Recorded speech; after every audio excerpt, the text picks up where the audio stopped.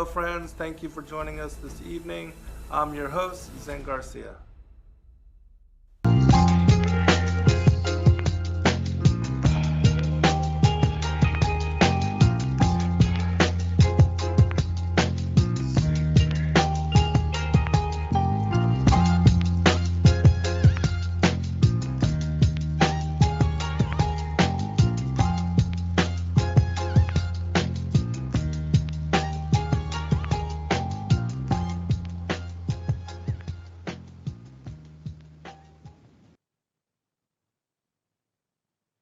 Hello and welcome, everybody, and thank you again for joining us in another live broadcast. I am your host, Zen Garcia. This is Secrets Revealed here on Truth Frequency Radio. And as always, it's a great honor to be able to fellowship with you in this manner and to talk about all things esoteric. Joined again this evening by my good friend and author, Noel Hadley. Noel, are you there, brother? Zen, no man knows the day or the hour, but I'm here. Excellent, excellent. How is your wife and Well, baby and all the situation? Yes. that's why I bring that up, because Right, I sent in an email earlier this week to Joy, and I was like, I just want to let you know that she could go into labor any day, and yeah. yeah, if you guys have a backup plan, that'd be great. But she's 39 weeks, and I was thinking the baby would come a little early because we're not spring chickens anymore. I'm 41, my wife is 40. And I know now what it's like, I think, for Abraham and Sarah when they had their child, because everywhere we go, we're like, my wife and I will notice people our age with a baby. And we're like, oh, isn't that so nice? Another couple our age has a baby. Oh, they're grandparents.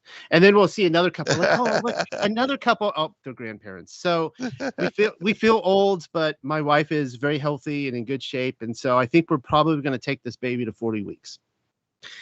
Well, awesome. Well, my daughter-in-law Joy, she's 3 weeks away herself, so very close proximity, and that's amazing. Well, congratulations. So she's like 27 weeks in. She's right in that radius. Yeah, she's 3 All weeks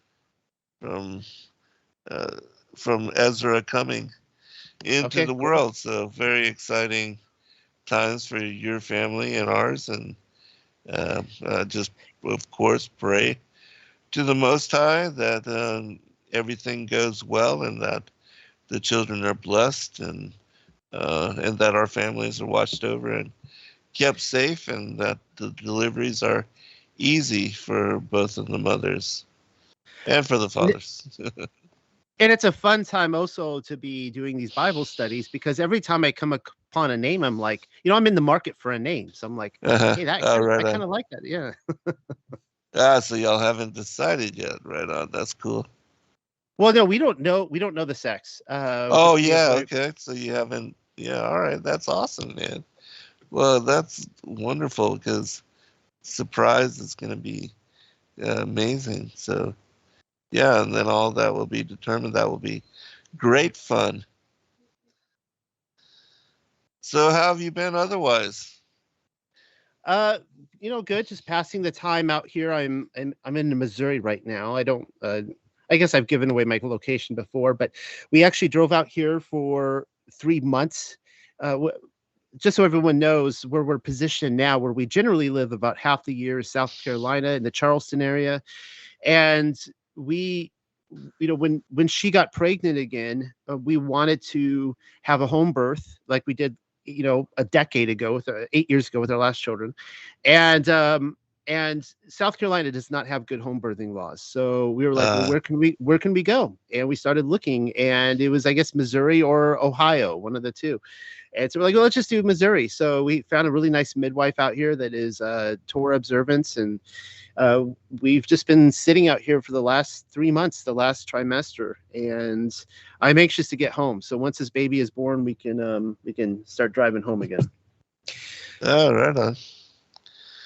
Well, that's great, man. It's awesome to be mobile and just what is the difference as far as the laws out there, and what made you choose to go to Missouri? Just interested. Well, mainly, I don't want to have to ask the government permission to have a baby. I don't want to. Uh-huh. I don't want to have to jump through hoops. We didn't want to have to, give blood to the state. We didn't want Yeah. to have to wear. We didn't have to wear masks to go to doctor's appointments, which South Carolina you're required to, and a number of different things.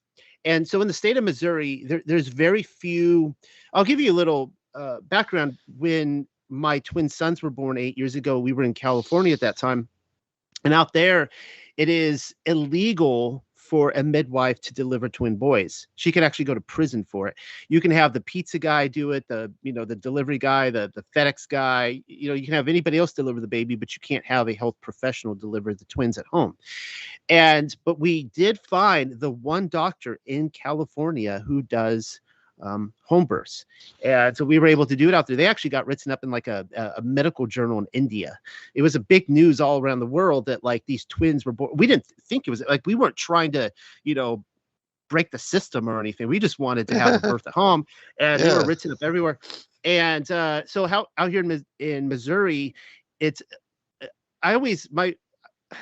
still legal to be illegal. It's kind of like a don't ask, don't tell state, meaning that out here, there's hardly any laws that pertain to the midwives. They can just come out here. They could do breech babies. They could do, all different stuff out here. And there's not the regulations like in other states. And so that's one of the reasons we came out here. Ah, very cool. Right on. Hopefully we don't have a breech baby, but.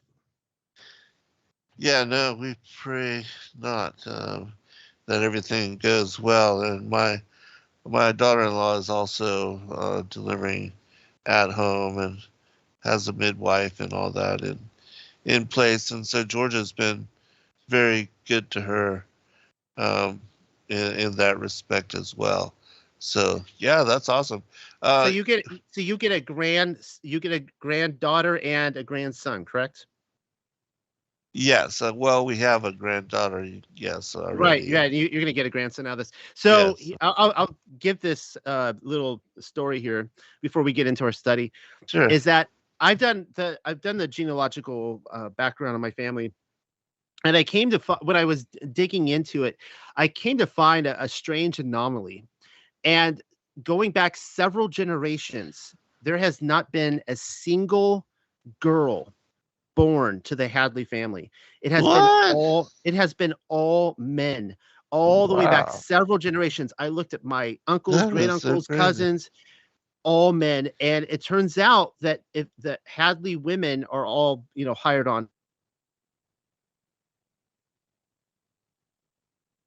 thinking maybe it's impossible, like in our genes or something, to have a girl. So we are really hoping to break the curse, and we're going to have we hope, I'll be happy with either one, but we are hoping this is going to be a girl. It'll be the first girl born to my family in like almost 200 years or something like that. It's been insane how long it's been. That is really, really insane. And if you could bottle that up, boy, there'd be a lot of royal families that would be willing to buy some of that. How they're always looking for boys. Yeah, well, I looked way back, and there's no royalty in my blood, so thank God for that. So yeah, right on. Yeah, praise God. Well, I'm excited to continue with the study on the Apocalypse of Abraham, but before we go into it, do you have another focus on a particular subject or book that you're working on now, or anything of interest that you've looked into as far as research? There's a few things. One of the books I am working on right now is actually our study that we're doing in the Apocalypse of Abraham is highly involved with that, and it's on now. Zen, we might have different views on this. I'm not quite sure, and that's okay if we do. But because when I visited you at your home, probably a few months ago now, I lose track of time, but I asked you this question. I asked you about the firmament, and my idea of the firmament is that there is a vaulted dome of the earth. No question about that. There's a firmament, but I see us as living in a beehive is a terrible example, more like a building that is a central structure that is about 10 stories high. And so from my point of view, that there are 7 firmaments, actually really 10, but 7 firmaments. And it's all, so we're like on the ground floor down here on the earth. And then below us, of course, is Sheol. And then the penthouse would be where Yah is at the very top, 10th floor. The 7th floor is kind of the, so I am writing a book that is comparing all the different texts, like the Ascension of Isaiah, 2nd Enoch, 3rd Baruch, Apocalypse of Abraham, and Legends of the Jews, and so on and so forth, and comparing how they talk about all these different layers, the 1st, 2nd, 3rd, 4th, all the way up to the 7th, and then 8, 9, 10. Right. And so that's one of the projects I am working on. And let's see what else. There's a lot of various projects. So, but I'm actually, because when the baby is born, I'm not going to be talking, everyone listening, I'm not going to be talking about babies all night, but babies are on my mind. And they're miracles. Yeah, they are. It's truly a sign of a creator. And I'm kind of at the point, because it could happen any day now. And I promised my wife that as soon as she goes in labor, I'm taking 2 weeks off, at least minimal, like all work. I'm just putting a halt. And so I'm at the point now of like, what projects should I work on? Like, should I, like, I have all these different, I have all these different potential things. It's like, I don't want to work on a project. And then, she goes in labor. I'm like, I didn't get to finish that. So, then you have to wait two or 3 weeks to pick it up again. And that's madness to a researcher and a writer. So anyways, that's. That consideration is an awesome thing. In doing a lot of the research and reading a lot of the extra biblical materials in the way that we do, there's a lot of themes that do come forth and a lot of interesting ideas, that float through your mind as to, should I highlight this? And is this something that, the world really needs to know more about? And so, that's very exciting. And it's wonderful how you've embraced researching and reading a lot of this material. That's awesome. Well, I will give you one quick preview of something I'm about to drop in the next day or so. A video. I've already released the article. It can be found on my website. And as soon as people hear this, they like roll their eyes, like, not this again. Oh, come on. You're not going there, Noel. Why are you doing this? But everyone who has so far either read it or listened to my presentation so far has been really moved in touch. And they're, I've had women basically writing me saying that they were in tears the whole time. And it's asking the question, did Messiah have a wife? And that's a very taboo question. People, heads start spinning, people get upset, and they're like, that's impossible, he couldn't have, and you just go through all these different things. And I tell people that I am one of the last people in the English-speaking world who has never seen the Da Vinci Code, the Ron Howard films. I've never read the Dan Brown book. I've never, got into the Holy Grail lore. I'm not getting into that. But I have long asked the question, did Messiah, could he have had a wife? And if he could have, did he? And more importantly, does Scripture actually talk about it? Now, it's one of those topics like the Ruach HaKodesh, or maybe serpent seed is a good one. We'll be talking about that tonight. And I mean, I remember when you were the guy who first introduced serpent seed to me. And my first inclination was like, no, that can't be right. That can't be. And you got to show me where it is in Scripture. And once you finally see it for yourself, it's not just seeing it. You have to be willing to see it. You have to be ready, and willing to embrace it. And then all of a sudden, you start pulling the string, and you're like, oh my goodness, it's all throughout Scripture. It's all there. Right. And that's how I actually felt with the Messiah having a wife. I started looking throughout Scripture, and I built a case where I think that she is actually, once you see. We lost you. Once you see. Okay. You don't hear me at all. I'm back. No, I hear you now. Yeah, you're back now. Well, it's you were saying once you see, and then. you cut out. So right. pick And up so from the way I see, you started out talking tonight about, esoteric, which was a really interesting word to use because, several years ago, I grew up a good Baptist boy, that kind of thing. And my understanding of scripture was that it was purely exoteric, and that, that he would not put anything in there that could not be understood by the clergy and the layman, and, a child can understand that kind of stuff.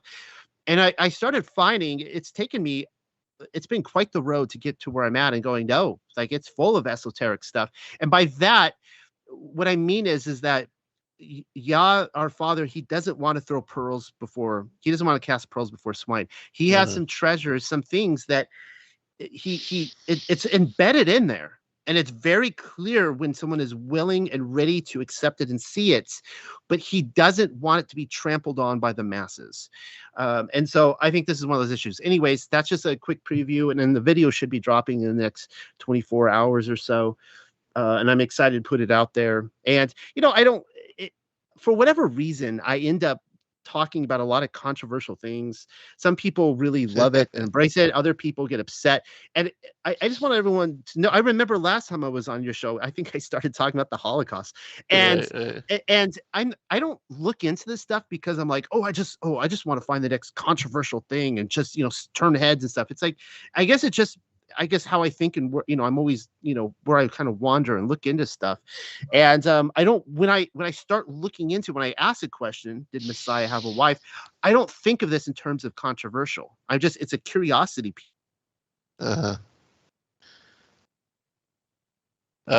You cut out again, but I'll ask you if you can hear me. I can hear you.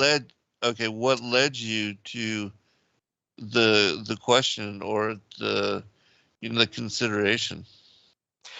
I remember actually being at your conference. It was in September 11th and 12th of 2020.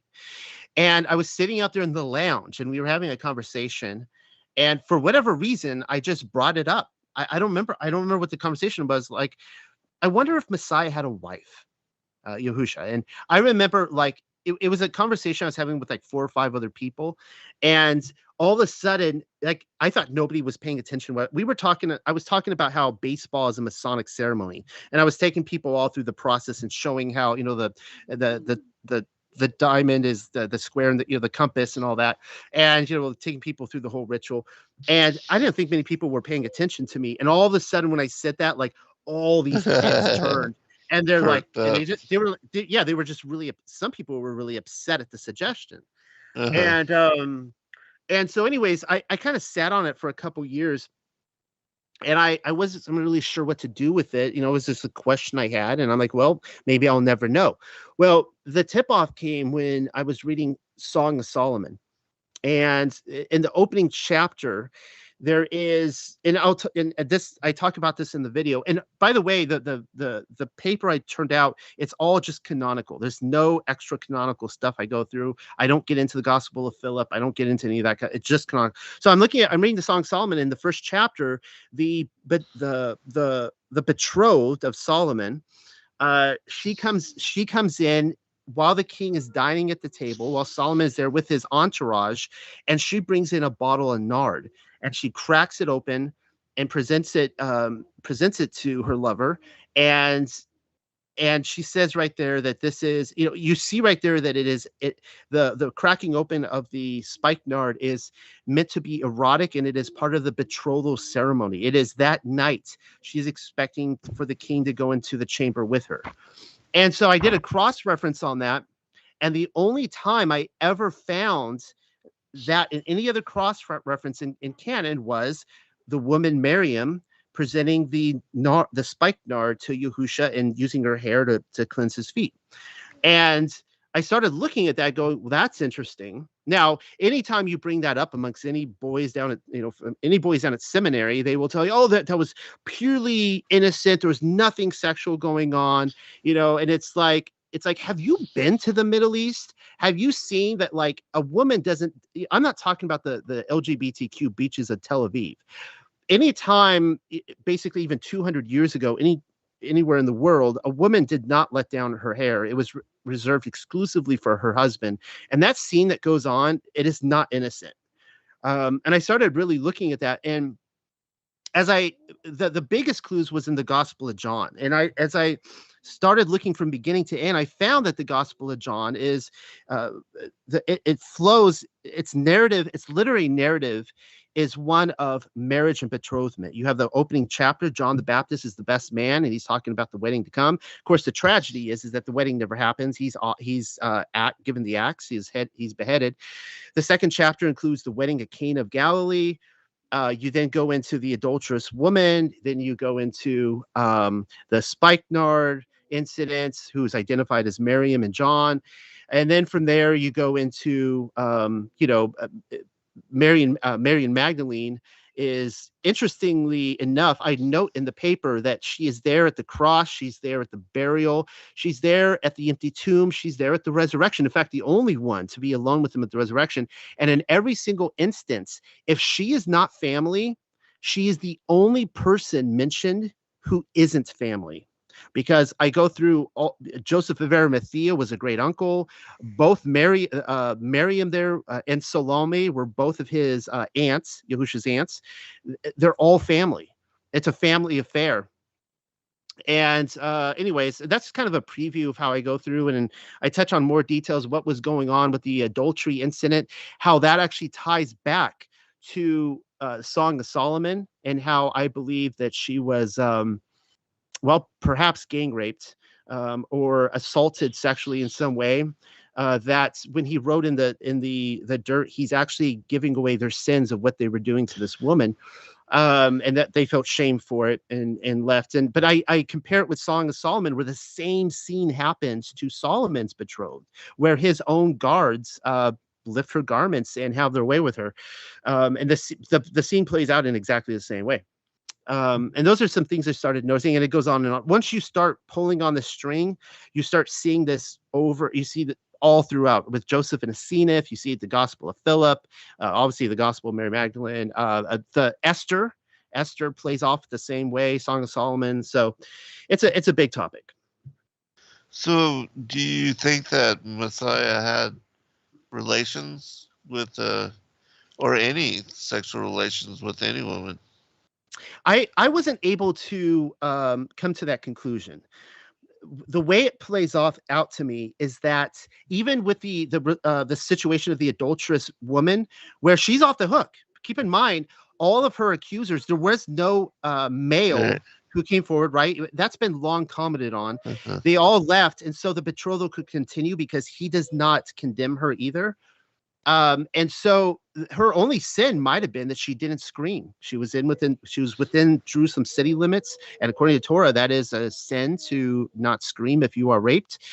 But we really don't know the whole situation. But my understanding is that there was a betrothal between them. The wedding at Cana of Galilee was a betrothal, and part of the tragedy is that the wedding never happens. Like, the day after Miriam anoints him with the spikenard and his feet and wipes it, what happens the next day? He rides into Jerusalem and he's about to be crowned king. Like, it could have gone in two directions. We know that it ended in tragedy and that he was obviously crucified, but he's riding in on the donkey, and they're putting down the palm branches and their garments and hailing him king. And I think when he was made king. You cut out again. When he was made king.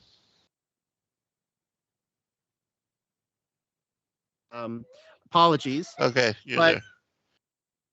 Apologies why I keep cutting out tonight, but there's only one reference that I suspect that they may have had relations, and that is at the garden tomb. Now, keep in mind, Yahusha does not appear to John or Peter or any of the other Marys. He waits until Mary Magdalene is alone, and then he appears to her. And the thing that he says to her, you mean with the resurrection? Yeah, after the resurrection, she doesn't recognize him. She thinks he's the gardener. I think that's very, very interesting. And secondly, he says, do not touch me. I have not gone to the Father yet. And those two things seems to infer to me on a esoteric level or a suggestive level that there was intimacy between them. It was a very intimate moment between perhaps a husband and wife. I can't prove that. I don't know if they were, I do believe they were betrothed. I don't know if they went through with the ceremony. The ceremony would be maybe perhaps the millennial kingdom. And, and obviously, my view that the millennial kingdom already happened at that time. Whether it's past or future, though, it doesn't matter. He would come back for his bride at that time. Every king would have a bride. It's just, if Yahuwah has the Ruach HaKodesh, Adam had Eve, and that was in paradise. He was given Eve. Why wouldn't the Son of the Most High be given a bride as well? So that's, anyways. Yeah, I think that's just the church is the bride, but we can talk about this. But keep in mind though. I mean, let's be honest here. I mean, he's not going to have intimate relationship on the sexual level with the church, and it kind of had to be said. It's commercial. All right. Yeah. All right. We'll be right back.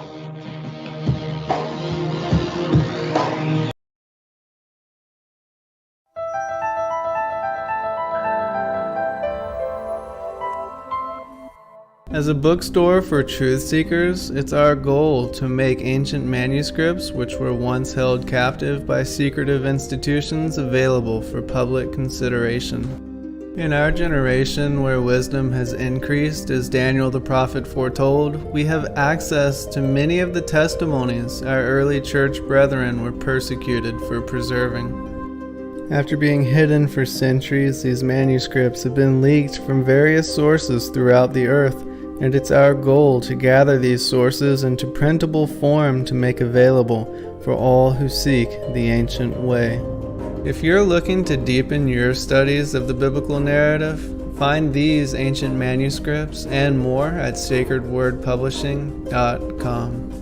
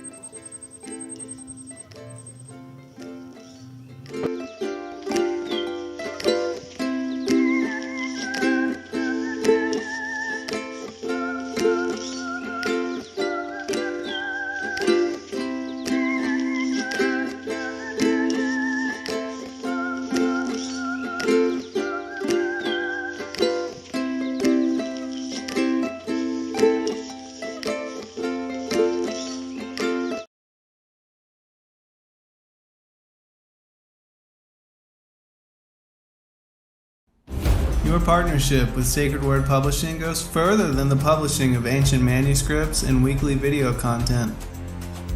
You also make a huge impact across the earth in orphanages in Myanmar, India, Uganda, and Kenya. Your support is crucial for the development of the ecclesia of real truth seekers. We thank you for joining us in hosting Secrets Revealed, Momentary Zen, the Digital Readers Club, Ask Me Anything series, and other shows that have helped lead so many to the truth of salvation. To become even more involved, please visit patreon.com/sacredwordpublishing, where you can partake in exclusive, interactive, patron-only content and help us continue shining the light of love in this darkened world. In those days, there were giants in the land, and the sons of the angels of God looked upon the daughters of men and found them fair, and took of them wives, and their sons became of old great men of renown. So they have been mixing with us on a genetic level since the time of Enoch and Ezekiel's will.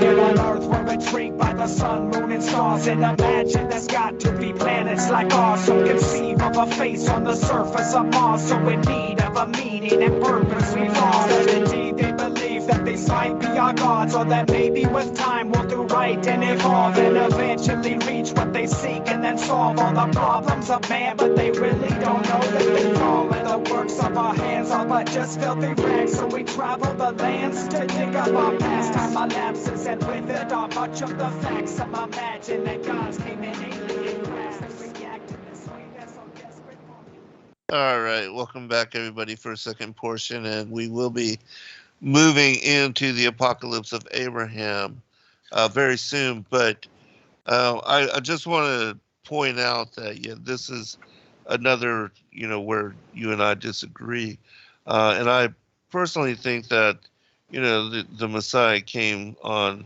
spiritual business, and that there's a text called the Chronicles of Longinus.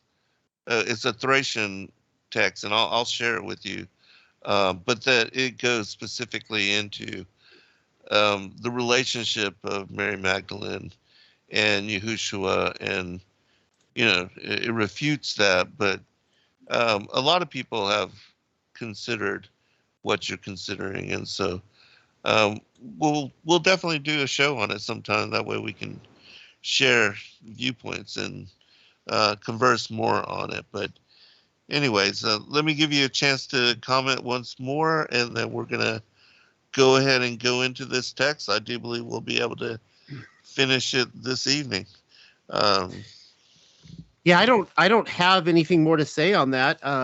Just wanted, to let everyone know that's what I've been looking into recently and investigating right now.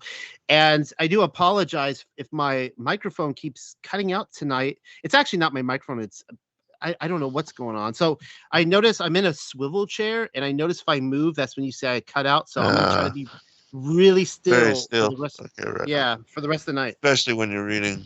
Yeah.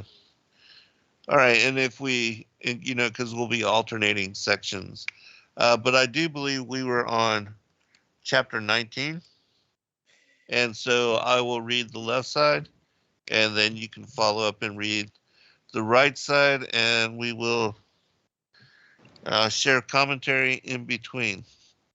Sounds good. But this is the second in the series, and like I said, I do believe we'll be able to make it through, but a lot of interesting things to speak about and discuss within this manuscript. So, chapter 19. And a voice came to me out of the midst of the fire, saying, Abraham, Abraham. And I said, Here I am. And he said, Look at the expanses which are under the firmament, to which you have now been directed, and see that on no single expanse is there any other but the one whom you have searched for, or who has loved you? And while he was still speaking, behold, the expanses under me, the heavens, opened, and I saw the seventh firmament, upon which I stood, a fire spread out, and a light, and a dew, and a multitude of angels, and a host of the invisible glory. And up above I saw no one else there. And I looked from on high, where I was standing, downward to the sixth firmament, and I saw there a multitude of spiritual angels, incorporeal, carrying out the orders of the fiery angels, who were on the eighth firmament, as I was standing on its elevation. And lo, neither on this firmament was there in any shape any other host, but only the spiritual angels. And the host I saw on the seventh firmament commanded the sixth firmament, and it removed itself. I saw there on the fifth firmament host of stars, and the orders they were commanded to carry out, and the elements of earth obeying them.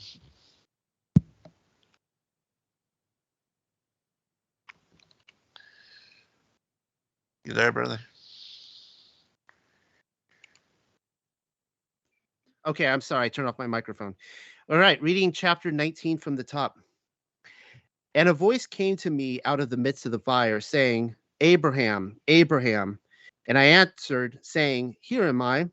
And he said, Consider the expanses which are under the firmament on which you are now placed, and see how on no single expanse is there any other than the one whom you have sought, even the one who loves you. And while he was yet speaking, the expanses opened, and there below me were the heavens. And I saw upon the seventh firmament upon which I stood a fire widely extended, and the light which is the treasury of life, and the dew with which Elohim will awaken the dead, and the ruachs of the departed righteous, and the spirits of those souls who have yet to be born, and judgment and righteousness, peace and blessing, and an innumerable company of angels, and the living ones, and the power of the invisible glory that sat above the living ones. And I looked downwards from the mountain on which I stood to the sixth firmament. And there I saw a multitude of angels of pure spirit, without bodies, whose duty was to carry out the commands of the fiery angels who were upon the seventh firmament. As I was standing suspended over them, and behold, upon the sixth firmament there were no other powers of any form, save only the angels of pure spirit. And he commanded that the sixth firmament should be removed from my sight, and I saw there on the fifth firmament the powers of the stars which carry out the commands laid upon them, and the elements of the earth obeyed them. Now, what I found particularly interesting about this is that in this chapter alone, chapter 19, it seems if the Ascension of Isaiah, the book of the Ascension of Isaiah, it seems like the entire theme of the Ascension of Isaiah is put into this chapter alone. And I'm going to go ahead and just read really quickly chapter 7, verses 18 through 23 from the Ascension of Isaiah, and we're going to see the same thing played out, and then I'll explain it when I'm done. Sure. And so this is Isaiah talking, and I saw there, as in the first heaven, I think he's on the second heaven here, angels on the right and on the left. And the context is that he's before the throne. Every heaven he goes to, 1, 2, 3, 4, 5, 6, 7, he goes to the throne room of that heaven. And a throne in the midst, and the praise of the angels in the second heaven, and he who sat on the throne in the second heaven, so he's in the throne of the second, was more glorious than all the rest. So then all the other angels on one side of him, and there was great glory in the second heaven, and the praise also was not like the praise of those who were in the first heaven. And he goes on from there. But the point he's making is that the angel who was enthroned in each of these heavens, the second, third, fourth, fifth, and so on, is more glorious than all the angels in that heaven. And because he seems to be ruling over that heaven, and he comes from the heaven above, and that seems to be what Abraham is describing here. As he looks down at these different heavens, he sees that the angels on the seventh tier are more glorious than those on the sixth, and then more than those in the fifth. And that's a kind of a really interesting thought, that as I would imagine that if I were to go into heaven, it would be, absolutely glorious. But as you keep ascending upwards, it just gets more and more and more and more exalted and beautiful. It seems to be what's being described. Yeah, and another interesting thing that I recognize in reading the Ascension of Isaiah is that there are angels on the left and the right going up to what is the sixth heaven. And then thereafter, there are no angels on the left, but only the angels of the Most High. And so I believe the angels on the left represent Legion, Satan and the 1/3 of the angels that rebelled with him, that they are and have been given authority over what is the lower part, or what is the fallen world.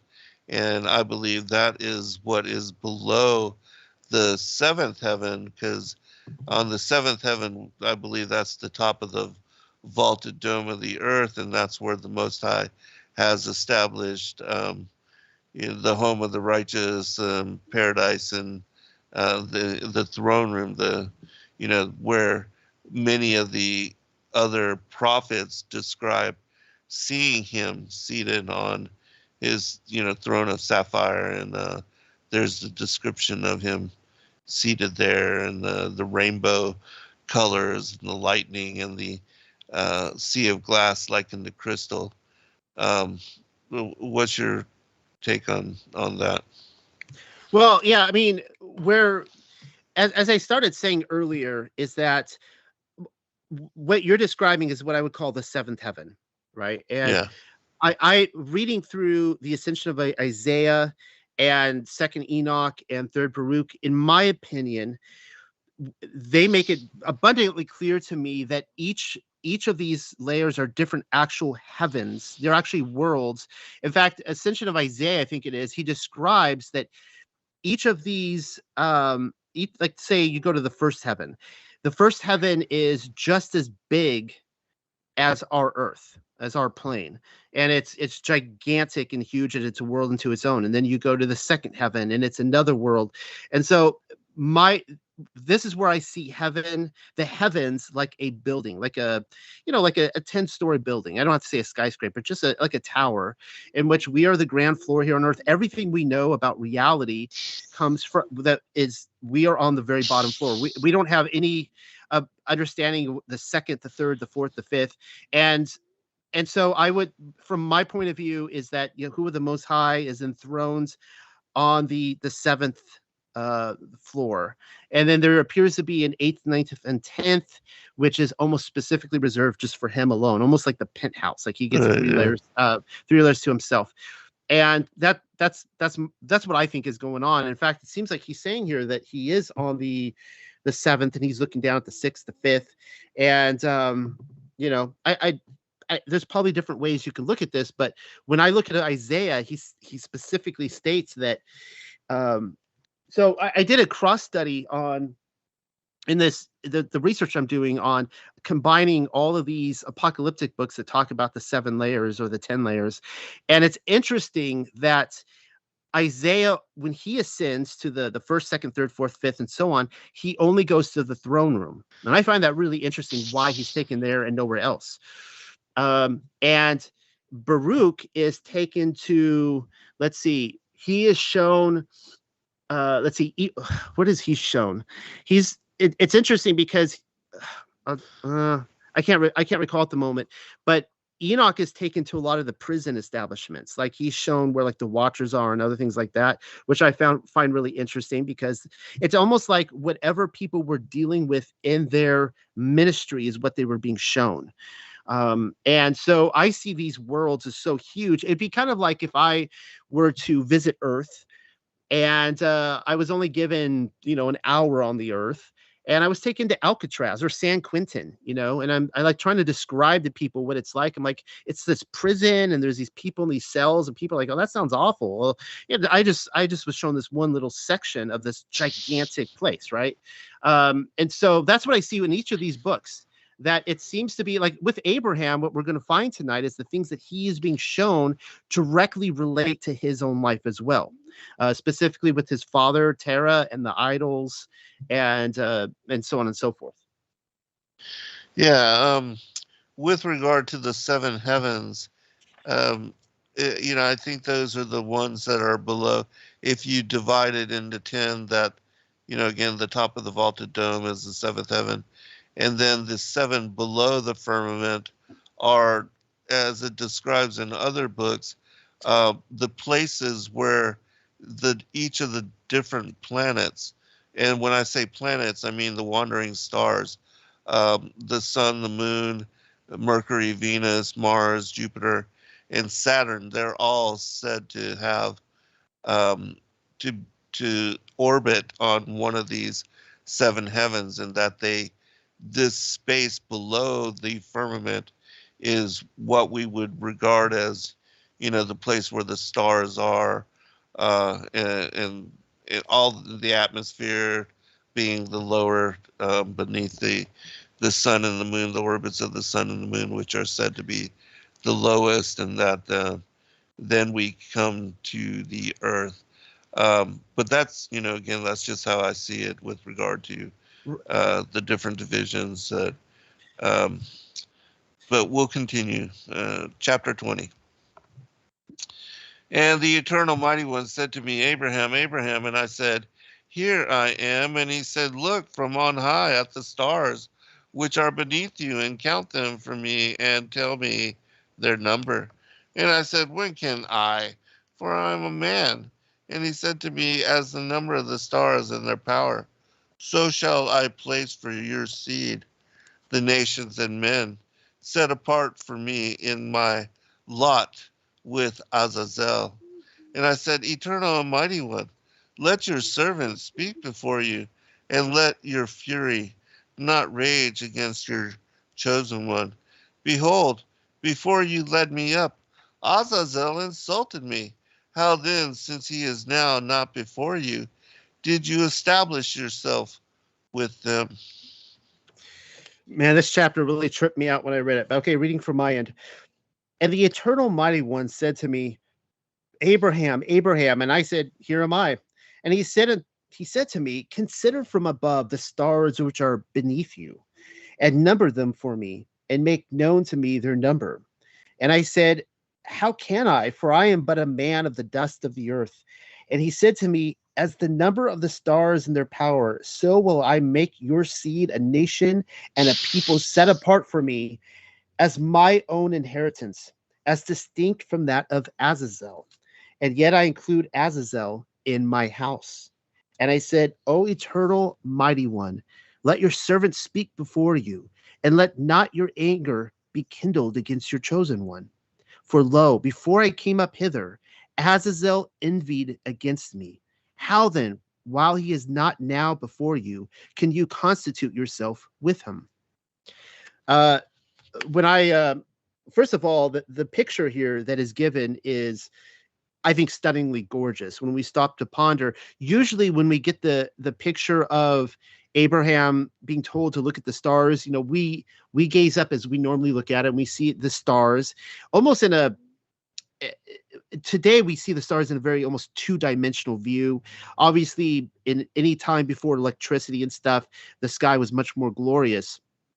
But I think back to when I came to terms that the earth was flat and motionless, and I had to look at all the satellite imagery again, which I used to love. I used to love to look at all those and going, I think those are fake. But the thing is that in all those pictures, it's almost like they show, it's very third dimensional, to see all these different worlds out there and stuff. And so I imagine Abraham looking down past his feet and just seeing the stars in a way that, here on earth we would never see, just from a very unique and glorious perspective. And there's a scene in It's a Wonderful Life. And if everyone can recall, and this, of course, I'm going to say this a lot tonight, tripped me out, but it tripped me out when I referred back to when I saw that movie again after coming to the realities of the flat earth. And in that movie, remember the angel needed to get his wings, right? Well, in that movie, there's two angels that are speaking to each other, and they're actually galaxies. There's two distinct galaxies having a conversation. And I think there was some truth in plain sight in there, because, we're told that, within those galaxies, there are all these, multitude of thousands or millions, or I don't know, planets and stars and all sorts of stuff. But I actually think that those are like single entities. Whatever they're saying are these galaxies that, when you look at the stars, you're looking at all these different types of creatures, just like the angels in heaven. And, there's some that are, single just stars, but they, what they say, quote unquote, is a ball of gas, and then we see, the planets with the rings around them and moons and other things. And these are all just, unique creations that are all different from each other. But the thing that really tripped me out here was when it actually said, I like your translation better. It said that they set the people that are set apart for me in my lot with Azazel. And that was just crazy, because he's defining being set apart from being the inheritance of Azazel. Right. That was wild. Yeah, and I really like that this book brings that focus to light in, the battle, because it's like the grand chessboard, the war in heaven, and how that comes to play out in the enmity between the seed of the woman and the seed of the serpent here. So, but one other thing also in chapter 19, it had mentioned how Abraham was standing at the top of a mountain and looking down. So, and I take that this is the same place, the Mount of the Congregation, that Yahushua was taken up to, the exceedingly high mountain, and that Enoch also shown the courses of the heavenly luminaries, that this same spot, the top of what in Isaiah 14 is the sides of the north and the mount of the congregation. And so I believe I believe this is similar to where a lot of the prophets were taken to be shown the same thing. That is a excellent observation. I did not pick up on that. That's really, that's phenomenal. All right, chapter 21. And he said to me, look now beneath your feet at the firmament and understand the creation that was depicted of old on this expanse, and the creatures which are in it, and the age prepared after it. And I looked beneath the firmament at my feet, and I saw the likeness of heaven and the things that were therein.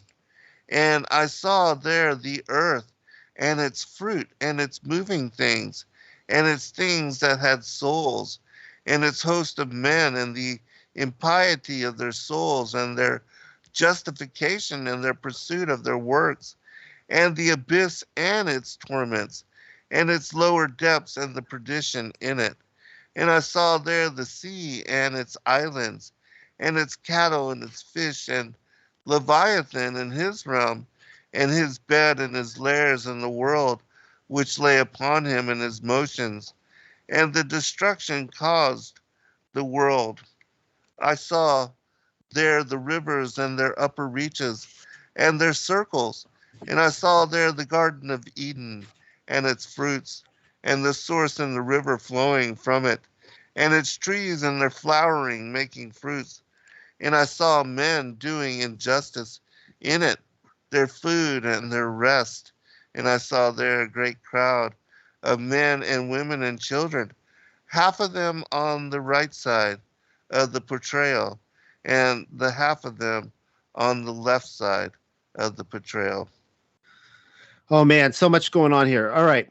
Yeah. And he said to me, look now beneath your feet at the firmaments and understand the creation represented and foreshadowed in their expanse, the creatures who exist upon it, and the ages prepared for it.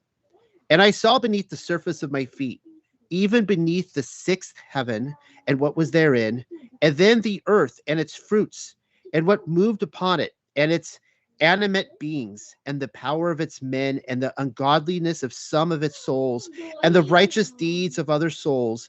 And I saw the lower regions, and the perdition therein, the abyss and its torments. And I saw the sea and its islands, its monsters and its fishes, and Leviathan and his dominion, his camping ground and his caves, and the world which lay above him, his movements, and the destruction of the world and on his accounts. And I saw there the streams and the rivers and the rising of their waters, and their windings and their courses. And I saw there the Garden of Eden and its fruits, the source of the river that issues from it, the trees and their blossoms, the ones who behaved righteously. And I saw therein their foods and their blessedness. And I saw there a great multitude, men and women and children, half of them on the right side of the vision and half of them on the left side of the vision. Yeah, so much going on here. I have a question for you, Zen. What do you think? Yeah. I actually am liking the section you're reading tonight better, the translation.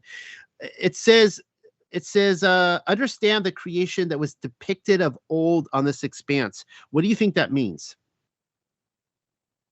Do you think that's just a reference to the creation account from Adam moving forward? Or because nothing here seems to insinuate to me the old Earth, but it just the way that the way that's phrased there, I had to look at it several times today when I was studying this and going, what does that mean? Right. Yeah, no, I don't believe that it's indicative of like the pre-Adamite world, only because we are seeing what is from the garden on, the enmity between the seed of the woman and the seed of the serpent. Those that are on the left are representative of Azazel's lot, and those that are on the right are the children of Abraham and the sons of Adam. So I believe that this is, the modern age, but certainly that language seems to, kind of give you insinuation that of an old world that, as it says in Ezekiel 26, about the people of a prior time. But no, I do think that this is specific to the second world age and not the first. Now, the one I don't. Oh, got a commercial. Yeah, we'll be right back for second hour.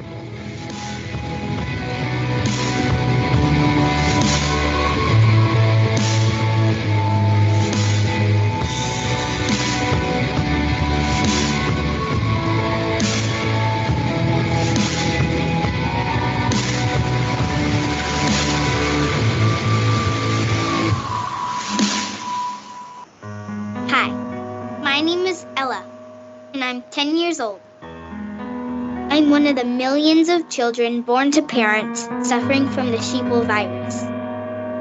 Symptoms include the inability to think for oneself, the attention span of a goldfish, and a strong belief in government and the mainstream media. It is estimated that 1 out of every 2 children are being raised by parents infected with the sheeple virus. But there is a cure. For as little as 19 cents per day, you can become a TFR supporter and help children like me get their daily dose of truth.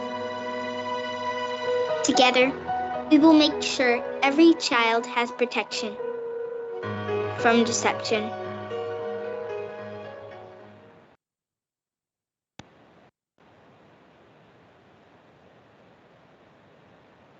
No. $1 million. And by the way, Mr. President, wait a minute. Mr. President, your campaign agreed to both sides would get 2-minute answers uninterrupted. Well, your side agreed to it, and why don't you observe what your campaign agreed to as a ground rule, okay, sir? Look, here's the deal. Tremendous sprouts, and Joe does the circles and has 3 people. Here's the deal. He's been totally irresponsible. Yes, he's a fool. Here's the deal.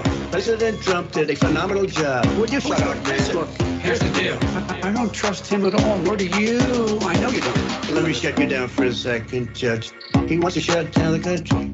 Let me shut you down for a second, Judge. I've done more than you've done in 47 years, Joe. Do I get my time back? You can't fix the economy until you fix the COVID crisis. He does not have a plan. I know how to do the job. It's the same process. There has never been an administration that's done what I've done. That are shut down right now. Respond to that. President Trump, you have begun. Look, here's the deal. It's hard to get any word in with this clown. This is the way it is. Look, here's the deal. President Trump did a phenomenal job. Come on, man. Here's the deal. Everybody knows he's a liar. Fake news. They give me bad press. Look, here's the deal. I don't trust him at all, nor do you. I know you don't. The second subject is COVID-19. 200,000 dead. If we just wear a mask, we can save half those numbers. We got the gowns. We got the masks. We made the ventilators. You don't know how many people died in China. You don't know how many people died in Russia. You don't know how many people died in India. Maybe you could inject some bleach in your arm, and that would take care of it. Let's see the disinfectants. And a lot more are going to die unless he gets a lot smarter. So, did you use the word smart? Don't ever use the word smart with me. Give me a Because break. you know what? There's nothing smart about you. Here's the deal. Tremendous sprouts, and Joe does the circles and has 3 people. Here's the deal. He's been totally irresponsible. Yes, he's a fool. Here's the deal. President Trump did a Wherever you are, make it Truth Frequency Radio.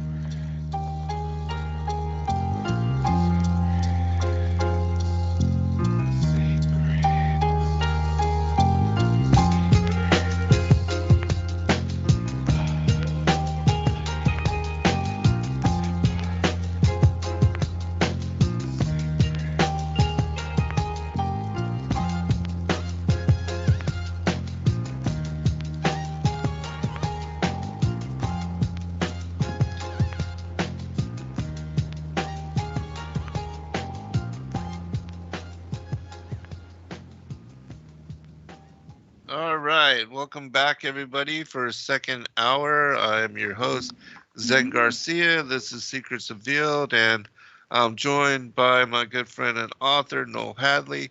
We are breaking it down through the chapters and verses of the Apocalypse of Abraham. We are on chapter 22, and we'll be picking up from there. And it says, "And I said, Eternal Mighty One, what is this picture of creation? And he said to me, This is my will with regard to what is in the light. And it was good before my face. And then afterward I gave them a command by my word, and they came into existence. Whatever I had decreed was to exist had already been outlined in this, and all the previously created things you have seen stood before me. And I said, O sovereign, mighty and eternal, why are the people in this picture on this side and on that? And he said to me, These who are on the left side are a multitude of tribes who existed previously, and after you some who have been prepared for judgment and order others for revenge and perdition at the end of the age. Those on the right side of the picture are the people set apart for me, of the people with Azazel. These are the ones I have prepared to be born of you and to be called my people." Yeah, I think I had said that. Usually it's the right side are the people that are, of the elect, but I think it says here that those that are on the right side are from Azazel. And one other comment with regard to where it says the people that were before you, I think some would, take that as being the pre-Adamites, but I think it's those that were before you from Abraham to Adam. The patriarchs and the generations of the modern age that were before him, leading up to Abel, because I think this is specific to that vision. But no. I agree. Contextually, that makes the most sense. Yeah. All right. Chapter 22 on my side. And I said, O eternal mighty one, what is this vision and picture of the creatures? And he said to me, This is my will for those who exist in the divine world council. For thus it seemed well-pleasing in my sight. And so afterwards I gave commandment to them through my word. And so it came to pass that whatever I had determined to be was already planned beforehand in this picture vision before you. And it has stood before me before it was created, as you have seen. And I said, O Yahuwah, mighty and eternal, what are the people in this picture on this side and that? And he said to me, Those who are on the left side are all those born before your day and afterwards, some destined for judgment and restoration, and others for vengeance and cutting off at the end of the age.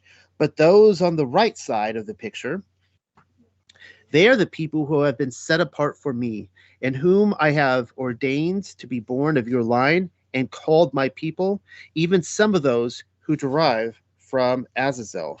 So this one here, it seems like on the right side of the picture, there are people. That is strange. I feel like I need to do like a cross reference on this now on the left and the right. Yeah, right. I wasn't prepared for that, but that's just very interesting. Yeah, and it does again mention those who are derived from Azazel. And so, that word means, having an origin from. And so there are, as we covered so many times and, explained so many times, there are a bloodline, a lineage, a people, a multitude that are born from, and the progenitor being Cain, who was of that wicked one, that he was the firstborn seed of the serpent. And that bloodline continues. And as somebody had mentioned also in the chat room, that this book is linked to the vision of the goat and the sheep, as mentioned in Matthew chapter 25, and also the parable of the wheat and the tares, and the distinguishing differences between those two people groups. Any he says here that there's some that would be derived from Azazel, and this is something. I'm fully on board with you on the serpent seed notion, and people will come to me, kind of freaking out, like, well, what if I'm the seed of Cain and this kind of stuff, and then they looked into the lineage, and what I have learned and found in scripture, it's actually really trippy how many people, like Eliezer, who was friends with Abraham, and Abraham's going to hand over his inheritance to Eliezer because he has no son. He was was either a son or a grandson of Nimrod. You see all these different people surrounding him that were from this line of Ham. But the interesting thing is that all these people who, if they serve Yah, they become his seed. I mean, it's one of those things I tell people, like, you still have a choice who you're going to serve. Right. You serve the Most High, or you serve Satan, and your genealogy does not determine that. Right. Yeah, I fully agree with you, and because a lot of people do contact me in that regard as well, with that concern. But again, Christ, I believe, died on the cross for all of us, and that's why the Gentiles were grafted in, and that that choice where it says that it doesn't matter being Jew or Gentile, that if you accept Christ as Messiah and Lord, King, and believe in salvation through him, that this is the promise of the cross. So. Yeah, people will contact me. They're like, I just found out I'm related to Charlemagne, and I'm like, who isn't related to Charlemagne? I mean, right. So anyways. Yeah. All right, chapter 23. Look again at the picture. Who is the one who seduced Eve? And what is the fruit of the tree? And you will know what will be and how much will be for your seed in the last days. And what you cannot understand, I will make known to you, because you have been pleasing before my face. And I will tell you what I have kept in my heart. And I looked at the picture, and my eyes ran to the side of the Garden of Eden. And I saw there a man very great in height, and terrible in breadth, incomparable in aspect, entwined with a woman who was also equal to the man in aspect and size. And they were standing under a tree of Eden. And the fruit of the tree was like the appearance of a bunch of grapes of the vine. And behind the tree was standing something like a dragon in form, but having hands and feet like a man's.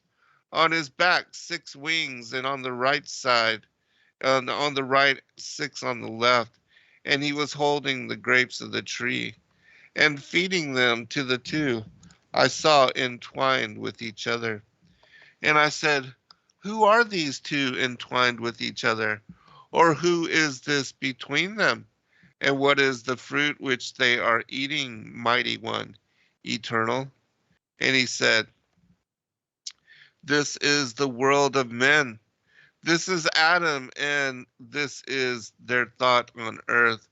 This is Eve, and he who is between them is the impiety of their behavior unto perdition, Azazel himself. And I said, eternal mighty one, why then did you adjudge him such dominion that through his works he could ruin humankind on earth? And he said to me, hear, Abraham, those who desire evil, and all whom I have hated, as they commit them over, them did I give him dominion, and he was to be beloved of them. And I answered, and I said, eternal mighty one, why did it please you to bring it about that evil should be desired in the heart of man? Because you are angered at what was chosen by you, him who does useless things in your light? Well, unfortunately, this is one of those chapters that I could spend the rest of our time commenting on because the cross referencing here is insane. All right. Now look again in the picture and see who it is who seduced Eve. And what is the fruit of the tree? And you will know what it is to be, and how it shall be with your seed among the people at the end of the days of the age. And all that you cannot understand, I will make known to you, for you are well-pleasing in my sight. And I will tell you of those things which are kept in my heart. And I looked into the picture, and my eyes ran to the side of the Garden of Eden. And I saw there a man of imposing height and mighty in stature, incomparable in aspect, and he was embracing a woman who likewise approximated to the aspect of his size and stature. And they were standing under a tree of the Garden of Eden, and the fruit of this tree was like a bunch of grapes of the vine. And standing behind the tree was one who had the aspect of a serpent, having hands and feet like those of a man, and wings on its shoulders, 6 pairs of wings, so that there were 6 wings on the right and 6 on the left. And as I continued looking, I saw the man and the woman eating the fruit from the tree. And I said, who are these who are embracing, and who is the one between them who is behind the tree? And what is the fruit and that they are eating? And he said, this is the counsel of the world. This one is Adam, and this one who is their desire upon the earth is Eve. But he who is between them represents ungodliness and their beginnings on the way to perdition, even Azazel. And I said, O eternal mighty one, why have you given such as him the power to destroy the generations of men and their works upon the earth? And he said to me, those who will to do evil over them, I gave him power, even to be beloved of them.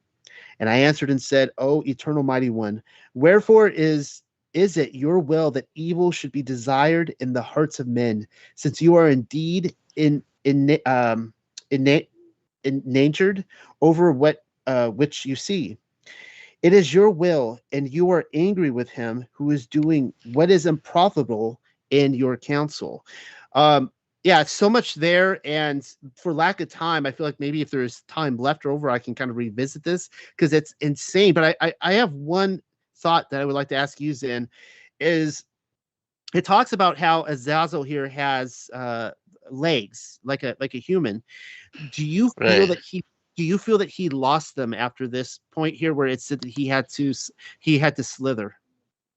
Yeah, I do. I believe that was part of the curse that was placed upon him, and that again we see on one side it says that he had a dragon form, that he was in the shape of a dragon, and on the other side it says serpent. But I certainly don't believe that he was, like snake-like, but that he was an upright, dragon-like being. That it says here that he also had wings, and so I believe in the mythology of the feathered serpent and the worship of the feathered serpent in antediluvian times, that is also connected to the dragon beguiling Eve, and that it is also said of Cain that he was seraphic in appearance. And so yeah, I believe all those things are related, even the where Christ speaks about them as being a den of vipers. Okay, good stuff. Should we keep going? Because I could talk about this all night, but we don't have a lot of time. So. There is a lot to say about this. I'll just say, specific that anybody that does not agree with serpent seed, I mean, it's pretty hard to argue with the whole vision of what is being depicted here. But yeah, we'll try to pick it up on after we make it through this particular text, and if we have time, we'll come back and revisit. All right, chapter 24, because there is a lot to say there. And he said to me thus, close to the nations, for your sake and for the sake of those set apart after you, the people of your tribe, as you will see in the picture what is burdened on them. And I will explain to you what will be and everything that will be in the last days. Look now at everything in the picture. And I looked and I saw there the creatures that had come into being before me. And I saw, as it were, Adam and Eve, who was with him, and with them the crafty adversary, and Cain, who had been led by the adversary to break the law. And I saw the murdered Abel, and the perdition brought on him, and given through the lawless one.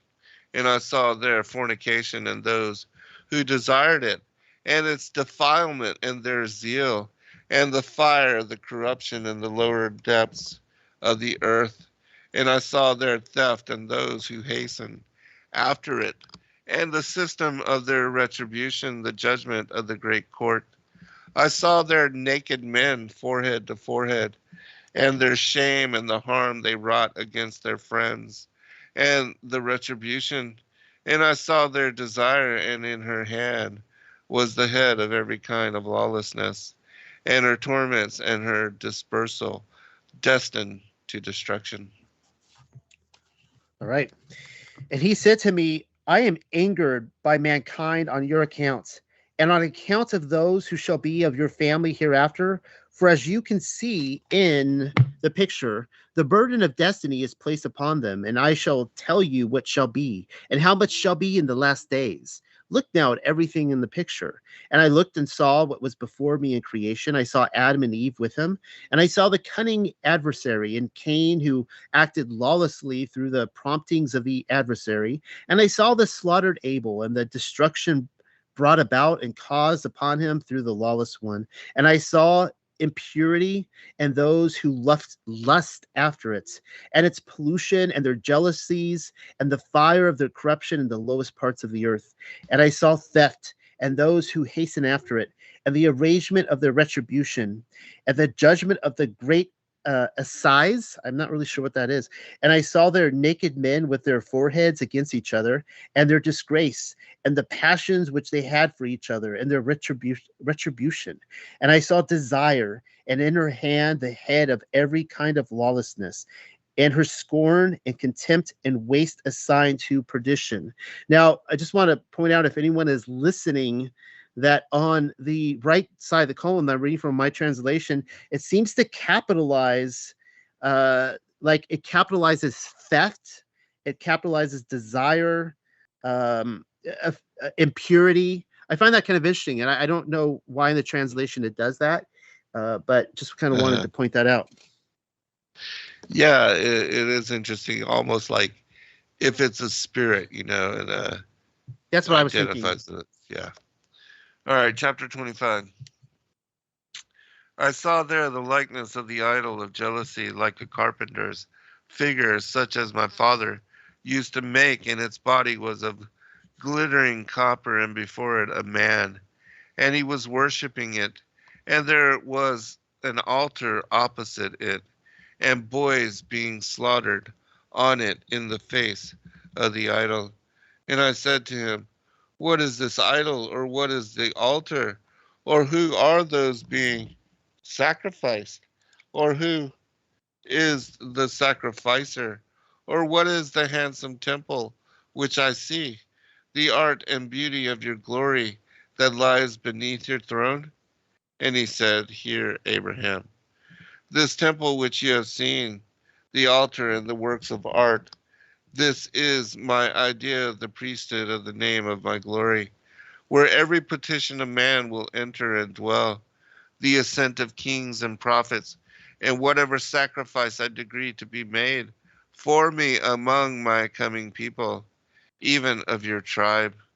And the body you saw is my anger, because the people who will come to me out of you will make me angry, and the man you saw slaughtering is he who angers me, and the sacrifice is a killing of those who are for me, a testimony of the judgment of the completion at the beginning of creation. All right, I'll read my half, but when I read this was another chapter that really tripped me out. This is, to my knowledge, this is the first time I've seen a cross reference to Ezekiel, Ezekiel chapter 8 of the idol of jealousy. So I'll go ahead and read. And I saw there the likeness of the idol of jealousy carved in woodwork, such as my father was wont to make. And that's a really interesting contrast there, that this idol of jealousy playing on the theme of what his father did as well. And its body was of glittering bronze, which covered the wood. And before it I saw a man who was worshiping the idol. In front of him there was an altar, and upon the altar a boy slain in the presence of the idol. And I said to him, what is this idol and this altar, and who is he who was sacrificed? And what is this great building which I see, beautiful and art in design, even with a beauty like that which lies beneath your throne? And he said, hear, Abraham, for that which you see is the temple, a copy of that which is in the heavens, glorious in its aspect and beauty, even as I shall give it to the sons of men to ordain a priesthood for my glorious name, and in which the prayers of man shall be uttered, and sacrifices offered as I ordain to your people, even those who shall arise out of your generation. But the idol which you saw is the image of jealousy, set up by some of those who shall come forth from your own loins in later days. And the man who sacrifices in murder is he who pollutes my temple, and such are witnesses to the final judgment. And their lot has been set before the beginning of creation. Now, we don't have time to go through Ezekiel 8.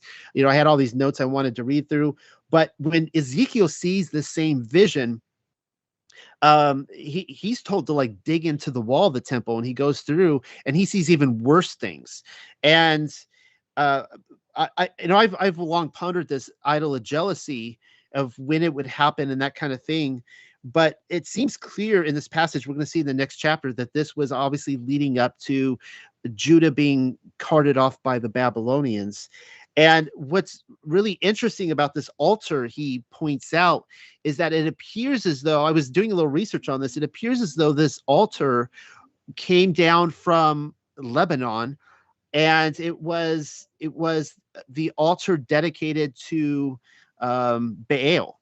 And so that's interesting. It's like you see the contrast here of Azazel, and I would argue that Baal is probably Azazel. Right. And so it's just kind of interesting that in the temple in Jerusalem, they brought down an altar dedicated to sacrificing. We see them sacrificing a boy here to ultimately to Azazel. Right. And we don't have to rush, because even if we don't make it through, we can do one final show on this. So if you want to, go ahead and feel free to share, because I'd hate for you to pull together all these notes and not have the opportunity to bring it forth in greater clarity, because I think the cross references are important, and the footnotes of the things that we've researched, that we should take the time to bring forth some of that. So well, okay, so this the idol of jealousy, it was set up by the North Gate. And one of the things that really stuck out to me in the last year, as I'm digging through the Gospel of John, we did a study on the Hebrew Gospel of Yochanan in my group. And what really struck me in there is all these, you have the temple controllers, the people who are running the show, and all these people are ashamed to identify with Yahusha, because if they do, they know they're going to be cast out of the temple. A good example of this is when he heals the blind man, and his own parents don't even want to stick up for their child because they're afraid that they're going to be kicked out of the temple. And so ultimately, in Judean thought, it was, if you can't go to the temple, you cannot go to the presence of the Most High. So you need to put up with the temple controllers and do everything they say, because you don't want to be excommunicated. And so if you're going to put up an idol like this idol of jealousy, it's the idol of jealousy, because it brings about Yahuwah's wrath, that he's like, that's it, I'm destroying this temple. I'm just going to destroy it, because I've been so dirtied my name, I don't even want you guys to come here to worship me. I assume, I'm under the impression that if you wanted to go in and worship Yahuwah, that you first had to give some sort of homage or pay attention to this idol of jealousy. You had to salute it, you had to pray to it, burn incense to it, or something. And I bet a lot of people did it just because they wanted to.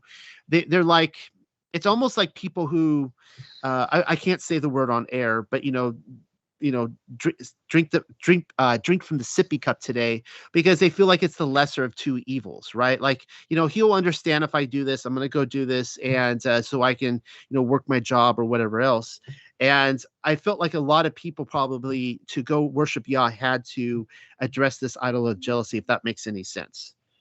Yeah, it does. And, again, I think the cross references are important, and we do get a sneak peek at some of the abomination that has taken place on the inside. And I think also that the Roman Catholic Church, that they did this documentary where they show the passages underneath what is St. Peter's Basilica and the main altar, and that the place where, well, I'll pick it up on the other side and bring forth what I was going to say. We'll be right back with the final segment.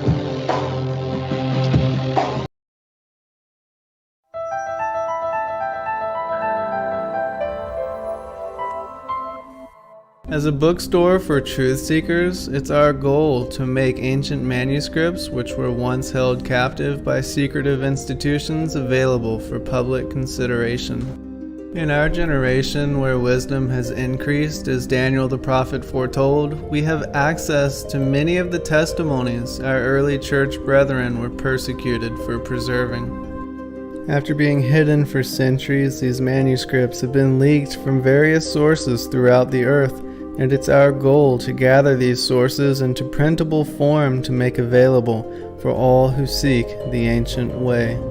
If you're looking to deepen your studies of the biblical narrative, find these ancient manuscripts and more at sacredwordpublishing.com.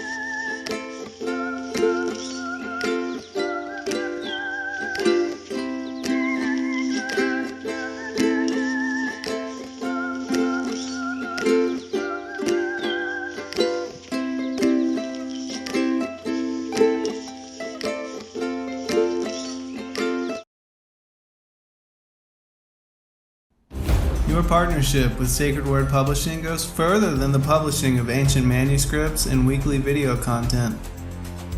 You also make a huge impact across the earth in orphanages in Myanmar, India, Uganda, and Kenya.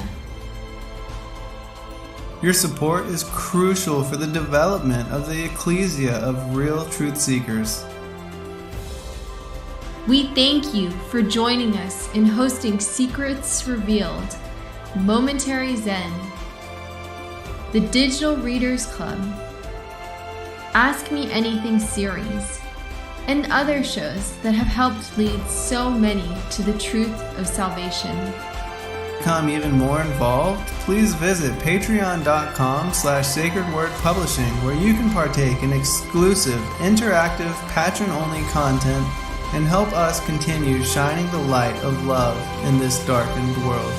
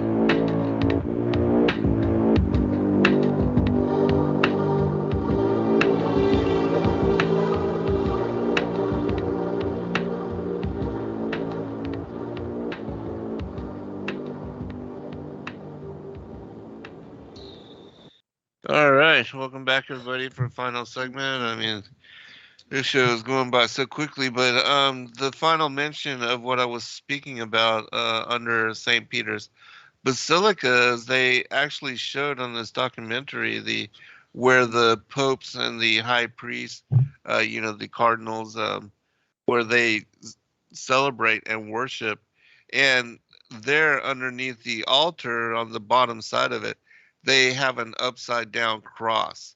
And so, in my mind, it shows completely their allegiance to and how they are worshiping the other side, Azazel, Baal, Satan, whatever you want to call him, but their allegiance is to the adversary, even though it's not, shown in their public ceremonies. This is definitely what is going on in the Vatican, and we see even some of this being exposed and what the Most High gives a peek into in previous times. But all right, let us continue. Chapter 26. And I said, Eternal Mighty One, who did you establish it to be so, and to call on the testimonies of this one? And he said to me, Hear, Abraham, and understand what I will explain to you, and answer whatever I ask you. Why did your father Terah not obey your voice, and abandon the demonic worship of idols until he perished, and all his house with him? And I said, Eternal Mighty One, surely because it did not please him to obey me, nor did I follow his works. And he said to me, Hear, Abraham, as the counsel of your father is in him, as your counsel is in you, so also the counsel of my will is ready. In days to come, you will not know them in advance, nor the future men will see with your own eyes, that they are of your seed. Look at the picture. And I said, O eternal mighty one, why have you established that it should be so, and then proclaim the knowledge thereof? And he said to me, Hear, Abraham, and understand what I say to you, and answer my question. Why did your father Terah not listen to your voice? And why did he not cease from his idolatrous practices together with his whole house? And I said, O Eternal One, it was entirely because he did not choose to listen to my voice. And likewise, I did not choose to listen to his counsel. And he said to me, The will of your father is within him, and your own will is within you. And so also the counsel of my own will is within me, and is ready for the coming days, even before you have any knowledge of them, or can see with your eyes what is the future of them. Now look again into the picture, and see how it will be with your seed. Chapter 27. And I looked, and I saw, and behold, the picture swayed, and from its left side a crowd of heathens ran out, and they captured the men, women, and children who were on its right side, and some they slaughtered, and others they kept with them. Behold, I saw them running to them by way of 4 ascents, and they burned the temple with fire, and they plundered the holy things that were in it. And I said, Eternal One, the people you receive from me are being robbed by the hordes of the heathen. They are killing some and holding others as aliens, and they burn the temple with fire, and they are stealing and destroying the beautiful things which are in it. Eternal Mighty One, if this is so, why now have you afflicted my heart, and why will it be so? And he said to me, Listen, Abraham, all that you have seen will happen on account of your seed, who will continually provoke me because of the body which you saw, and the murder in what was depicted in the temple of jealousy, and everything you saw will be so. And I said, Eternal Mighty One, let the evil works done in iniquity now pass by, but make commandments in them more than his just works, for you can do this. And he said to me, Again, the time of justice will come upon them at first through the holiness of kings, And I will judge with justice those whom I created earlier, to rule from them, in them. And from these same ones will come men who will have regard for them, as I announced to you, and you saw. And I looked and saw, and behold, the picture swayed, and from it emerged on the left side an ungodly people, and they pillaged those who were on the right side. So there we actually, I'm a little disoriented now because it seems like the people on the left are the evil ones, but all right. Yeah, right. Yeah. Men, women, and children, and some they murdered, and others they kept as slaves. And I saw them run towards them through 4 entrances, and they burned the temple with fire, and the holy things that were therein were all plundered. And I said, O Eternal One, behold, the people who shall spring from me, and whom you have accepted, are plundered by these ungodly men, and some are killed, while others they hold captives as slaves, and the temple they have burned with fire, and the beautiful things therein they have robbed and destroyed. If this to be, why have you so torn my heart? This is obviously describing the Babylonians destroying the temple. And he said to me, what you have seen shall happen on account of your seed, even those who anger me by reason of the idol statue which you saw, and on account of the human sacrifice in the picture, through their evil zeal and schemes in the temple. And as you saw it, so shall it be. So that's interesting. There seems like, according to this, the reason why he's destroying this is because what they did in the temple. Right. Human sacrifice, even says. Yeah, they didn't take it outside the temple. They had to bring it in. And I said, O Eternal Mighty One, may these works of evil wrought in ungodliness now pass by, and rather show me those who fulfilled the commandments, even the works of righteousness. For of a truth you can do this. And he said to me, the days of the righteous are seen and typed by the lives of those righteous rulers who shall arise, and whom I have created to rule at the times appointed. But know this, that out of them shall arise others who care only for their own interest, even of the type that I have already shown you. All right, chapter 28. And I answered and I said, Mighty Eternal One, you who are sanctified by your power, be merciful in my petition, since for this you informed me and showed me, since you have brought me up onto your height. Therefore inform me, your beloved, about whatever I ask. Will what I saw be their lot for long? And he showed me a multitude of his people, and he said to me, for this reason it is through the 4 ascents you say that my anger will be because of them. And in them will be retribution for their works.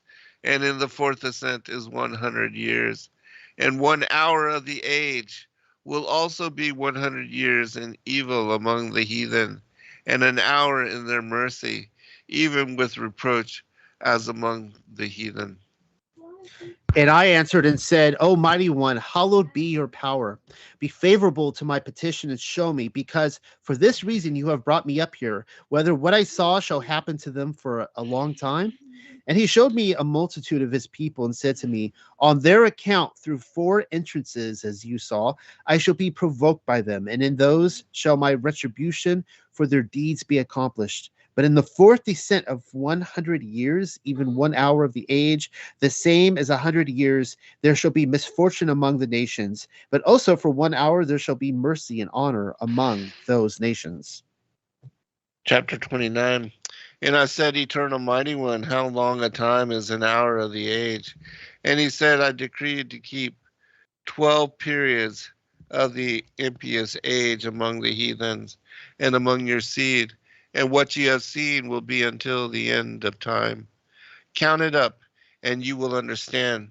Look down at the picture. And I looked, and I saw a man going out from the left, the heathen side, and from the side of the heathen went out men and women and children, a great crowd, and they worshipped him. And while I was still looking, those on the right side came out, and some insulted this man, and some struck him, and others worshipped him. And I saw that as they worshipped him, Azazel ran and worshipped, and kissing his face, he turned and stood behind him. And I said, Eternal Mighty One, who is this man insulted and beaten by the heathen, with Azazel worshipped? And he answered and said, Hear, Abraham, the man whom you say insulted and beaten and again worshipped is the liberation from the heathen for the people who will be born from you. In the last days, in this 12th period of the age of my fulfillment, I will set up this man from your tribe, the one whom you have seen from my people. All will imitate him. You consider him as one called by me.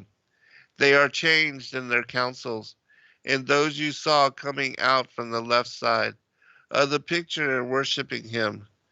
This means that many of the heathen will trust in him, and those of your seed you saw on the right side, some insulting him, some beating him, and others worshiping him. Many of them shall be offended because of him.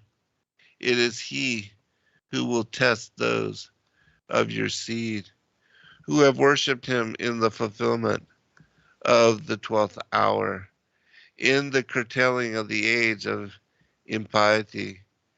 Before the age of justice starts to grow, my judgment will come upon the heathen who have acted wickedly, through the people of your seed who have been set apart for me. In those days I will bring upon all earthly creation 10 plagues through evil and disease, and the groaning of the bitterness of their souls. Such will I bring upon the generation of those who are on it, out of anger and corruption, their creations with which they provoke me. And then from your seed will be left the righteous men in their number, protected by me, who strive in the glory of my name toward the place prepared beforehand. For them which you saw deserted in the picture, and they will live being affirmed by the sacrifices and the gifts of justice and truth in the age of justice. And they will rejoice forever in me, and they will destroy those who have destroyed them. They will rebuke those who have rebuked them through their mockery, and they will spit in their faces, those rebuked by me, when they are to see me rejoicing with my people, for those who rejoice and receive and truly return to me. See, Abraham, what you have seen, hear what you have heard, and know what you have known, and to your inheritance. And behold, I am with you forever. All right, that was a long chapter. A lot of stuff in there. All right, start reading. Right. Chapter 29, correct? Yeah. Yeah. And I said, "O Eternal One, how long are the hours of the age?" And he said, 12 hours have I ordained for this present age of ungodliness to rule among the nations and within your seed. And until the end of the times, it shall be even as you saw. And now reckon and understand and look again into the picture. And I looked and saw a man going out from the left side of the nations, and there went out men and women and children from the side of nations, many hosts, and worshipped him.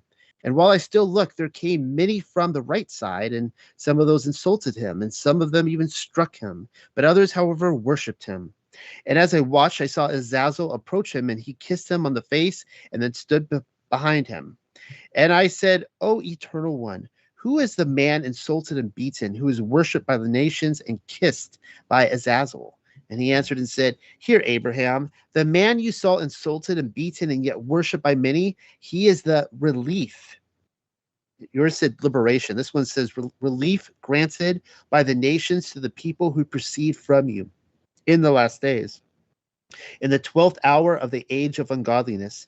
But in the 12th hour of my final age will I set up this man from your generation, whom you saw issue from among my people, and all who follow will become like this man.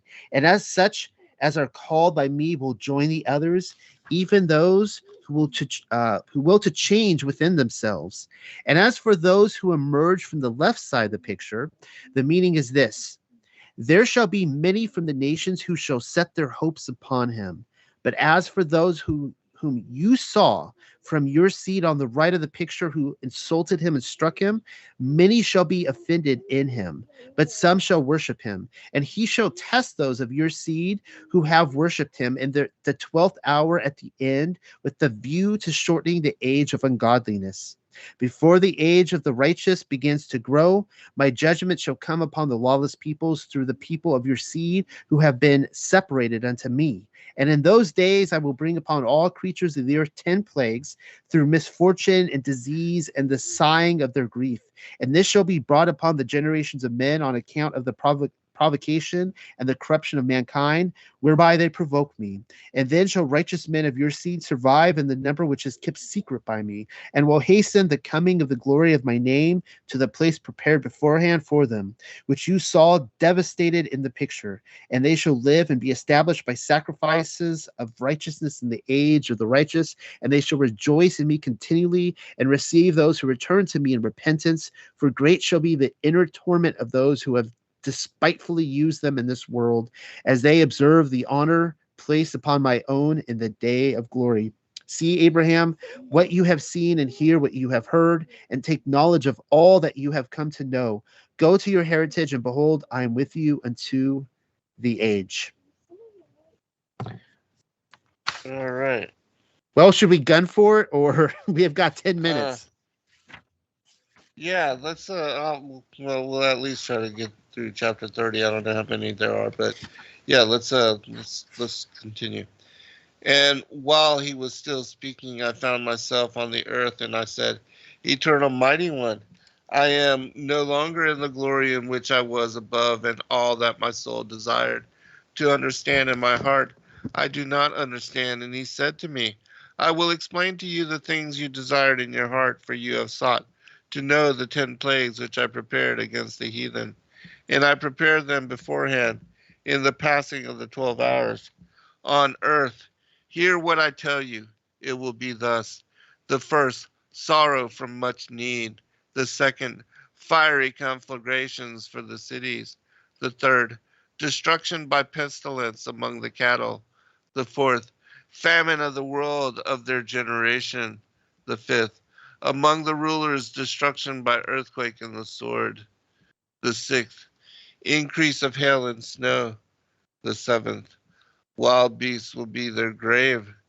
The eighth, pestilence and hunger will change their destruction. The ninth, execution by the sword and flight in distress.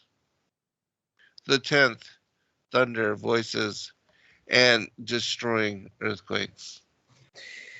But while he was still speaking to me, I found myself once again upon the earth, and I said, O Eternal One, I am no longer in the glory which is on high, and there is one matter which my soul longed to know and understand, which has not been revealed to me. And he said to me, what your heart desired, I will tell you, because you have sought to see the 10 plagues which I have prepared for the godless nations, and which have been predetermined at the passing over of the 12th hour of the age of the earth. That's fascinating. Whole another discussion, but the 10 plagues, you see a lot of the 10 plagues in extra canonical literature, which obviously plays in with Egypt.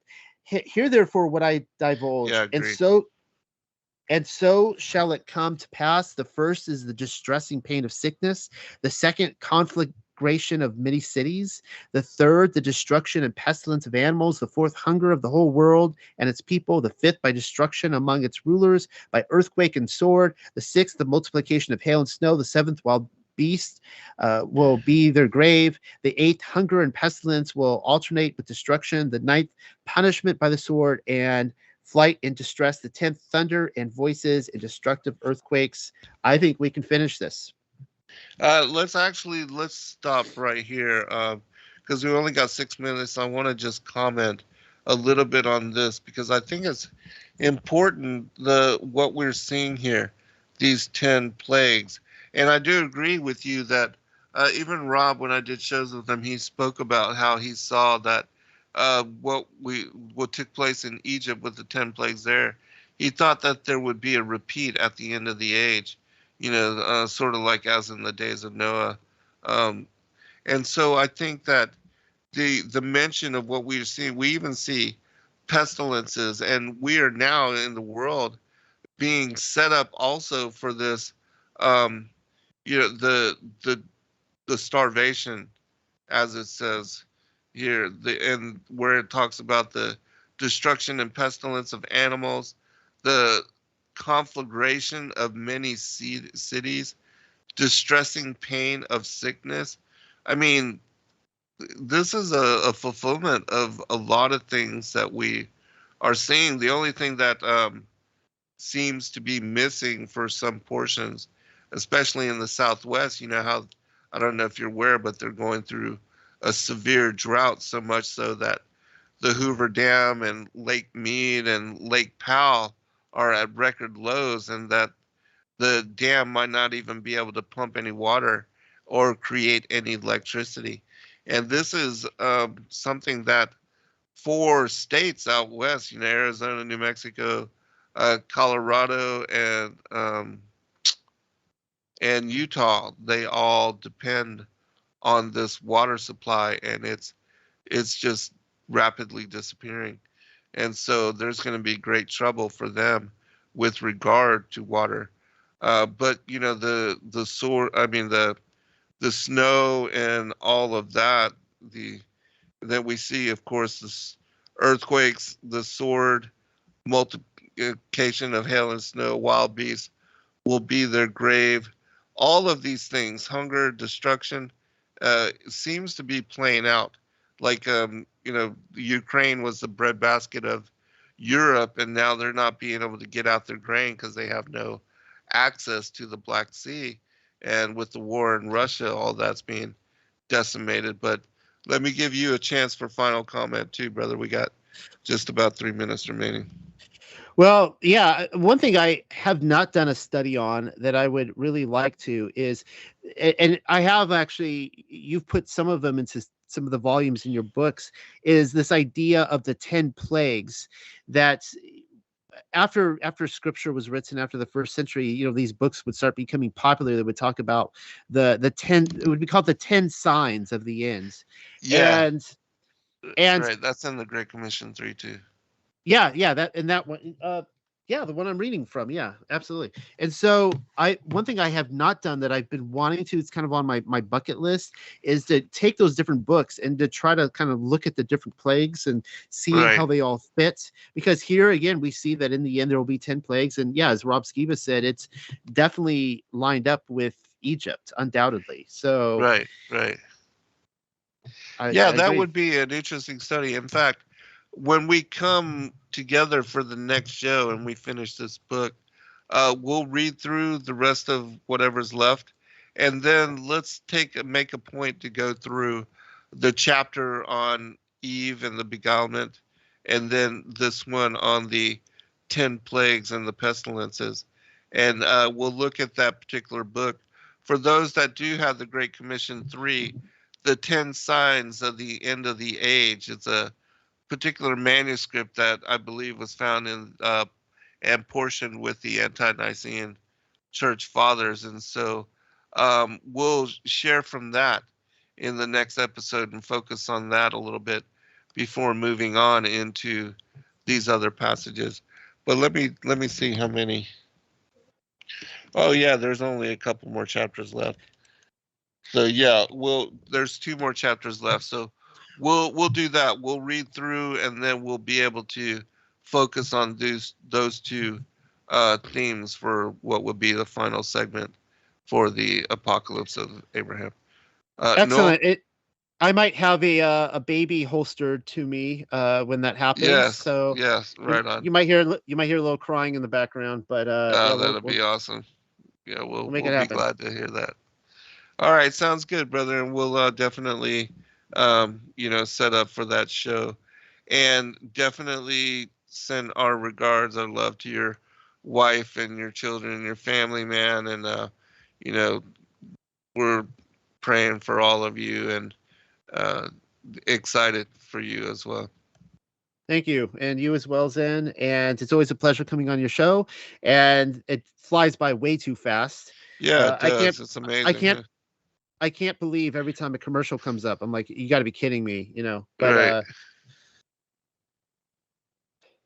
Yeah, so I always appreciate it. Thanks for having me on. And I'm looking forward to next time. We are scheduled for sometime next month. I'll have to look at the date. All right, brother. Sounds good. Everybody be blessed. Love you all.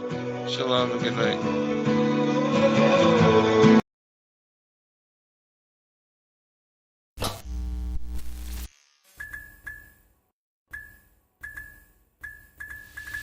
Thank you, everybody, for joining us for this video and this broadcast. We appreciate all of you and thank you for your patronage. Please do like and subscribe and share with your friends. God bless all of you in your seeking.